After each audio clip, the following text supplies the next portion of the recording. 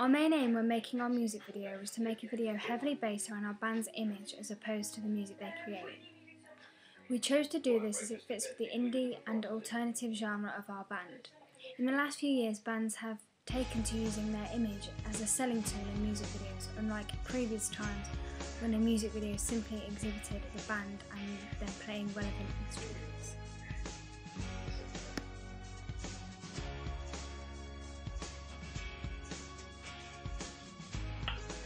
We started by looking at music videos we consider to use as theme within their videos and analyse them in terms of certain theorists. We then moved on to picking a song and audience profiling. This is where we thought very carefully about the type of person that would listen to the type of music we had chosen to use. I found a website called Lookbook, which I had used for my previous AS coursework. There we found images of the people we chose. We then pitched our ideas to the class and chose our actors. This helped us. During our pitch we were asked who we were using in our video. This prompted us to make a quick, informed decision. The next was a mood board we created on Animoto of things that inspired us so far. Created a prop list, conducted more research into techniques we wanted to use in our video to get a clearer understanding of how we would work. After this, we arranged a day of photos before filming so that we could decide on props and hopefully images for our ancillary text. We did this so that we already had images to work with. Another form of research that helped us was looking at existing websites, Twitter and Facebook pages, as well as posters. This helped us stay on track and keeping with our chosen genre. We regularly blogged about our thoughts, ideas throughout the research stage so that we didn't miss things out. I think this idea paid off when we handed in our final video and ancillaries.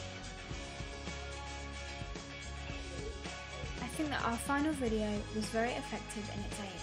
It had a basic narrative that worked well between the two actors and was relevant to the song.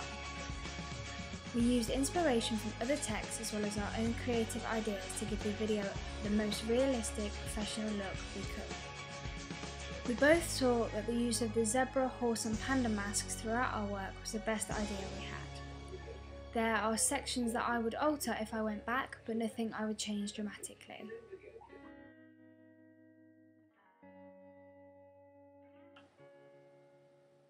With the main ancillary task, we wanted to make a poster and a digipack that had a clear relevance to our video and genre. We used photos taken before and during filming to ensure this was obvious. For our digipack, we thought we should use a photo of the masks that Erica has painted that we used for the top of our blog to be on the front of the digipack.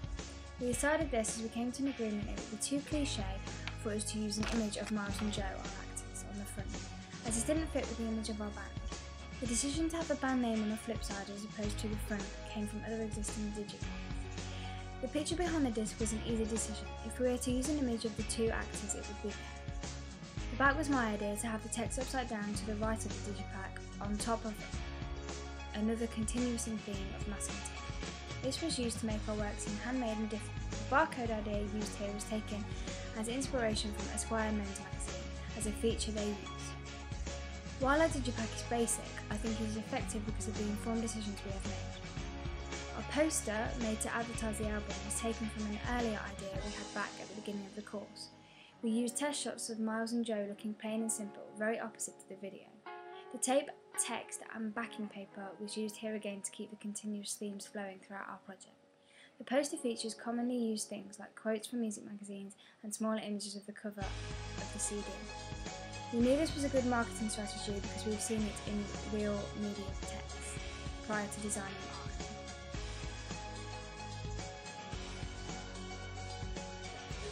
Finally, if we were given the option to change anything, we would probably do certain things again given the opportunity. If we did, we would consider the beginning of the video again and plan it in more detail.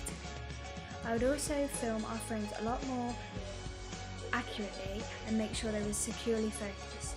We would set more time aside for editing than we did as we didn't realise how long it would take, even with 200 stills. In terms of the ancillaries, I'm fairly happy with them and wouldn't consider making changes as we carefully selected the ideas we used, unlike the video where we just went with the flow.